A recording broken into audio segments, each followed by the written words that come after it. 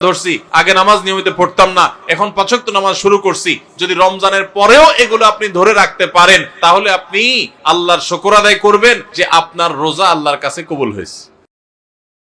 রমজান হলো ইমানদারের আমল এবং ইবাদতের বসন্তকাল। বছরের 11 মাস আমাদের যে ইবাদত বন্দেগীতে ত্রুটি থাকে, বিচ্যুতি থাকে, যে পরিমাণ ঘাটতি থাকে, সে সকল ত্রুটি, বিচ্যুতি এবং ঘাটতিগুলো পূরণ করার এক সুবর্ণ সুযোগের নাম হলো রমজান মাস। একজন ব্যবসায়ী যেরকম তার ব্যবসার সারা বছরের ঘাটতি পোষায় নিতে পারেন সিজনের ব্যবসা দিয়া, ইমানদার তার 11 মাসের ইবাদত বন্দেগী, আখিরাতের পথে যাত্রার যে পাথেয় সংগ্রহ করা, সেই সংগ্রহ করার বিষয়ে যে তার ঘাটতি থাকে, ত্রুটি থাকে, বিচ্যুতি থাকে, সেটা তার পোষানোর সুযোগ আসে রমজান মাসে। আমরা বেশিরভাগ মানুষ সারা জীবন রমজান মাসে রোজা রাখি। অনেকে আছেন বয়স এখন 40, 50, 60 বছর পর্যন্ত হয়ে গেছে, প্রতি বছরই মাশাআল্লাহ রোজা রাখেন। রোজা কেন রাখেন সেই উদ্দেশ্যই জানেন না। তাহলে কিভাবে আপনার রোজার উদ্দেশ্য আপনি সফল কাম হতে পারবেন? আপনি কেন রোজা রাখেন সেটাই যদি না জানেন, তো এই রোজা আপনার কি কাজে আসবে? আল্লাহ সুবহানাহু ওয়া তাআলা কোরআনে কারীমে বলেছেন, কুতিবা আলাইকুমুস সিয়াম, তোমাদের উপরে রমজানের রোজা ফরজ করা হয়েছে। কামা কুতিবা আলাল্লাযীনা মিন ক্বাবলিকুম, যেমন তোমাদের পূর্বে যত জাতি এসেছে পৃথিবীতে সবার উপরে রমজানের রোজা ফরজ করা হয়েছিল। তো একইভাবে তোমাদের উপরে রোজা ফরজ করা হয়েছে। সবার উপরে রোজা ছিল আর তোমাদের উপরেও রোজা ফরজ করা হয়েছে। তো রোজা কেন ফরজ করা হয়েছে? লাআল্লাকুম তাত্তাকুন, আশা করা যায় এই সম্ভাবনা তৈরি হবে যে রোজা রাখলে তোমরা তাকওয়া অর্জন করতে পারবা, মুত্তাকি হতে পারবা। তাকওয়া অর্জন করা আর মুত্তাকি হওয়ার মানে হলো আল্লাহর ভয় থেকে, আল্লাহর প্রতি শ্রদ্ধা থেকে, আল্লাহর সকল আদেশ নিষেধগুলো মেনে চলা, এর নাম হলো তাকওয়া। তাকওয়া হলো কি? আল্লাহর ভয়ে, যে আল্লাহর সামনে দাঁড়াতে হবে, আল্লাহর সমস্ত আদেশ নিষেধ আমাকে মেনে চলতে হবে, সেই চেতনা থেকে আল্লাহর সমস্ত আদেশ, সকল নিষেধগুলো থেকে বেঁচে থাকা, সকল আদেশগুলো মেনে চলা আর সকল নিষেধ থেকে বেঁচে থাকা, এর নাম কি? তাকওয়া। রমজানে আমরা রোজা রাখি মূলত এই তাকওয়া অর্জন করার জন্য। তাকওয়া শিখায় আমাদেরকে রোজা। এখন প্রশ্ন উঠতে পারে যে রমজানের রোজা কিভাবে আমাদেরকে তাকওয়া শিখায়? রোজার একটা নিকটবর্তী উদ্দেশ্য আছে, আরেকটা আছে দূরবর্তী উদ্দেশ্য। আমরা অনেক কাজ করি যে কাজগুলোর একটা প্রাথমিক উদ্দেশ্য থাকে, আরেকটা থাকে চূড়ান্ত উদ্দেশ্য। যেমন আপনি এখান থেকে রিকশায় উঠেছেন, রিকশায় উঠে আপনি মেইন রোডে যাবেন, বাড্ডা যাবেন, আফতাবনগর গেইটে যাবেন, রিকশা উঠেছেন। আপনি আসলে বের হয়েছেন, আপনার মতিঝিলে কোনো কাজ আছে। তো আপনি যে রিকশায় উঠছেন, আপনাকে কেউ যদি জিজ্ঞাসা করে কই যাচ্ছেন, তখন এটার দুইটা উত্তর হতে পারে। একটা হতে পারে, ভাই রিকশায় চড়ছি, রিকশায় করে আফতাবনগর যাব, বা রিকশায় করে বাড্ডা পর্যন্ত যাব। আরেকটা উত্তর হতে পারে, ভাই মতিঝিল যাব, কারণ মতিঝিলে আপনি যাবেন, ওইটাই মূল উদ্দেশ্য। তো মতিঝিল গেলেও রিকশায় তো আর মতিঝিল যাবেন না, রিকশায় আপনি মেইন রোড পর্যন্ত যাবেন, এরপরে বাসে, সিএনজিতে করে আপনি বা অন্য কোনো কিছুতে করে আপনি মতিঝিল যাবেন। তো এই যে রিকশায় করে আপনি প্রথম একটা জায়গায় যাবেন, এরপরে আরেকটা গাড়িতে করে আপনি আপনার মূল জায়গায় যাবেন। এই মূল জায়গায় যাওয়াটা হলো চূড়ান্ত লক্ষ্য, আসল উদ্দেশ্য, শেষ উদ্দেশ্য। আর প্রাথমিক উদ্দেশ্য হলো ওই যে মেইন রোড পর্যন্ত যাওয়া। ঠিক একইভাবে রমজানের রোজার দুইটা উদ্দেশ্য আছে। কয়টা উদ্দেশ্য আছে? একটা হলো প্রাথমিক উদ্দেশ্য, আরেকটা হলো ফাইনাল উদ্দেশ্য। প্রাথমিক টার্গেট, প্রাথমিক লক্ষ্য হলো রমজানের রোজার, এর মাধ্যমে আমরা তাকওয়া অর্জন করব, মুত্তাকি হইতে পারবো। আর রোজার শেষ টার্গেট, চূড়ান্ত লক্ষ্য এবং যেখানে শেষ পর্যন্ত যেতে চাই, ওই যে শেষ গন্তব্য যেরকম মতিঝিল যাওয়া, এরকম রোজার শেষ গন্তব্য হলো আল্লাহকে সন্তুষ্ট করে জান্নাতে যাওয়া। এটা হলো রোজার শেষ উদ্দেশ্য, ফাইনাল উদ্দেশ্য। এখন প্রাথমিক উদ্দেশ্যটা যদি আপনি অর্জন করতে না পারেন, তাহলে ফাইনাল উদ্দেশ্যে কখনো আপনি যেতে পারবেন? আপনার মতিঝিলে যেতে হলে আপনাকে মেইন রোড পর্যন্ত, আগে মেইন রোড পর্যন্ত যদি আপনি যেতে না পারেন, তাহলে মতিঝিলে যেতে পারবেন?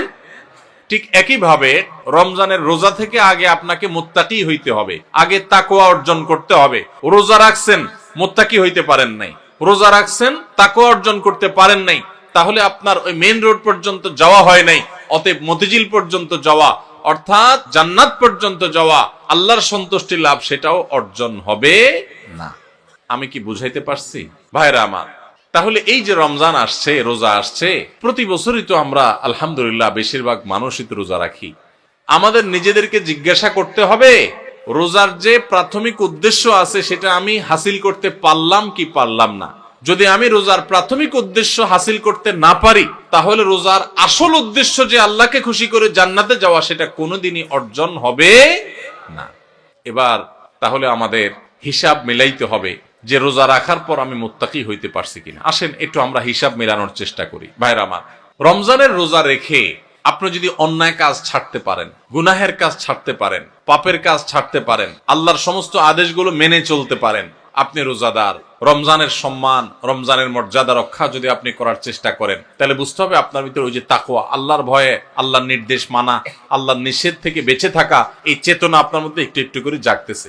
এরপরে পুরো মাস রোজা থাকার পর রমজান শেষে যদি আপনার কাছে মনে হয় যে আপনি মাশাআল্লাহ কিছু গুনাহ ত্যাগ করতে পারছেন, আপনি আগে ধূমপান করতেন, আপনি রমজান মাসে যেহেতু রোজার দিনে সারাদিন আপনি ধূমপান করতে পারেন না, আবার রাতে 6-7 ঘন্টা ঘুমায় থাকেন, 1 ঘন্টা তারাবিতে চলে যায়, তাইলে গড়ে 19-20 ঘন্টা বা 17-18 ঘন্টা, 19 ঘন্টা 20 ঘন্টা আপনি এঙ্গেজ থাকেন, চাইলেও ধূমপান করার সুযোগ নেই, তাহলে আর বাকি থাকে 4 ঘন্টা 24 ঘন্টার মধ্যে। তাহলে রমজান মাসে আপনি যদি এই 4টা ঘন্টা কষ্ট করে জিম খিসি থাকতে পারেন, তাহলে 1 মাসেই আপনি চাইলে এই বদভ্যাস ত্যাগ করতে পারেন। ভাইরা আমার, অনেক খারাপ জিনিস আছে যেগুলো চাইলেই কিন্তু আমরা ত্যাগ করতে পারি এই রমজান মাসে। রমজান মাসে এই হারাম জিনিসগুলো, এই খারাপ জিনিসগুলো যদি আমরা ত্যাগ করার চেষ্টা করি, আমরা যদি পরিকল্পনা করি, রমজান শেষ হয়ে গেছে, আমি একটা খারাপ জিনিস ছেড়ে দিতে পারলাম। আপনি ধূমপানটা ছেড়ে দিতে পারছেন। আপনার আগে মুখ খারাপ হতো, রমজান মাসে না, রোজা থেকে আমি মুখ খারাপ করতে পারি না, রোজা আসছে আমাকে ভদ্র বানানোর জন্য, রোজা আসছে আমাকে নেককার করার জন্য, রোজা আসছে আমাকে মুত্তাকি বানানোর জন্য, রোজা আসছে আমাকে নামাজি বানানোর জন্য, রোজা আসছে আমার মুখটাকে সংযত করার জন্য, কন্ট্রোল করার জন্য, আমার চোখটাকে কন্ট্রোল করার জন্য। আমি হারাম জিনিস দেখবো না, খারাপ জিনিস দেখবো না। রোজা আসছে আমাকে ট্রেনিং দেওয়ার জন্য। এই শিক্ষা যদি রমজানের রোজা থেকে আপনি নিতে পারেন, আর রমজান মাস শেষে আপনি যদি চোখে আঙ্গুল দিয়ে দেখাতে পারেন, নিজের বিবেকের কাছে উত্তর দিতে পারেন যে রোজার মাস রোজা রেখে, রমজান মাস আমি সিয়াম সাধনা করে, তাকওয়া চর্চা করে আমি অমুক বদভ্যাস ছাড়ছি, অমুক খারাপ কাজ ছাড়ছি, অমুক ভালো কাজটা ধরছি, আগে নামাজ নিয়মিত পড়তাম না, এখন 5 ওয়াক্ত নামাজ শুরু করছি। যদি রমজানের পরেও এগুলো আপনি ধরে রাখতে পারেন, তাহলে আপনি আল্লাহর শুকর আদায় করবেন যে আপনার রোজা আল্লাহর কাছে কবুল হয়েছে। এবং কবুল হয়েছে দেখে আল্লাহ আপনাকে রোজার মাধ্যমে ভালো কাজ করার তৌফিক দিচ্ছেন, খারাপ কাজ থেকে বাঁচার তৌফিক দিচ্ছেন। ভাইরা আমার, এই জন্য যে আমাদের রোজাগুলো হবে, রোজার উদ্দেশ্য যেন আমি হাসিল করতে পারি, সেজন্য। ভাইরা আমার, আপনি রিক্সা উঠলেন, মেইন রোডে যাবেন, তারপরে আপনি মতিঝিল যাবেন, আপনি মেইন রোডে যাবেন এই জন্য রিক্সা উঠছেন, ঠিক আছে, কিন্তু রিক্সা কোনো কারণে পাঞ্চার হয়ে গেছে। এই পাঞ্চার হওয়া রিক্সা আপনি বসে আছেন, আপনি আর যান নাই, আপনি আরেক রিক্সা উঠেন নাই, আপনি ফেরত চলে আসছেন, তাহলে আপনি কখনো মতিঝিল যাইতে পারবেন না। রমজান মাসে রোজা রাখার পর একটা গুনাহ হয়ে গেছে, এটা হলো চাকা পাঞ্চার হওয়ার মতো, সামনে আগাইতে পারলেন না। তাকওয়া চর্চা করার কথা, গুনাহ এবং হারাম কাজ ছাড়ার কথা, বদভ্যাস ত্যাগ করার কথা, কিন্তু আপনার ত্যাগ করতে পারেন নাই। তাহলে আপনি ওই যে চাকা পাঞ্চার হয়ে যাওয়ার মতো থেমে থাকবেন না, আরো সামনে অগ্রসর হবেন, আরো শক্তিশালী ভাবে অগ্রসর হবেন। ভাইরা আমার, জীবনটা খুব সীমিত বাবারে, অনেক সংক্ষিপ্ত জীবন, দেখতে দেখতে জীবন পার হয়ে যায়। যারা বয়স 30-40 হয়ে গেছে বা আরো কম বেশি আছে, একটু চোখটা বন্ধ করে শৈশবকে একটু চিন্তা করেন, দেখবেন কদিন আগে আপনি ছোট বাচ্চা পোলাপানের মতো হাঁটাহাঁটি করছেন। এই যে পোলাপান ছুটাছুটি করতেছে, এদের মতো কয়দিন আগে আপনি ছিলেন। দেখতে দেখতে 40, 50, 60, 70, 80 বছর জীবন অনেকের পার হয়ে গেছে। বাকি যে কয় বছর আছে, এটাও দেখতে দেখতে চলে যাবে। সব পড়ে থাকবে, আপনার ব্যবসা বাণিজ্য, আপনার সংসার, আপনার ঘর বাড়ি, আপনার দোকানদারি, ভাইরা সব থেকে যাবে, শুধু আপনার সাথে আপনার আমলগুলো যাবে। নেক আমল করবেন তো অনন্ত অসীম কালের জান্নাত আর